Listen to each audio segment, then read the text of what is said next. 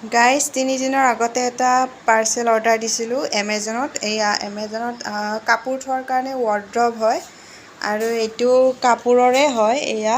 এইটো ৰেগুলাৰ ইউজৰ কাৰণে ভালেই বাৰু, কিন্তু ইমান এটা মানে ফটোত দেখোঁতে অলপ বেছি ভাল কোৱালিটিৰ যেন লাগিছিল, কিন্তু সিমান এটা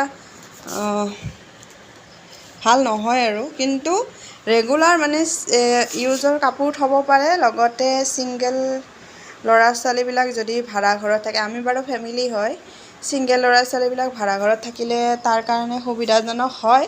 কিন্তু এইবিলাকতো কাপোৰৰে হয়, গতিকে নিগনি সোমাই কাটিয়ে দিয়ে, বেগ কাটি দিয়ে নিগনি থকা ৰুমত। চ' কাটি দিব পাৰে, কোনো ঠিক নাই।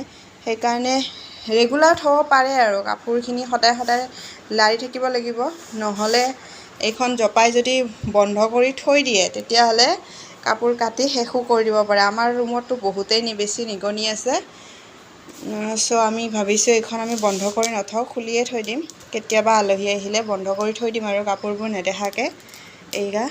এইখন এনেকৈ দিলে খুলি যাব। আৰু ইয়াত আহোঁতে মানে 3 দিনৰ ভিতৰতে আহিছে, খুব সোনকাল আহিছে। আৰু প্ৰাইচটো আমি 1001 টকাত লৈছোঁ।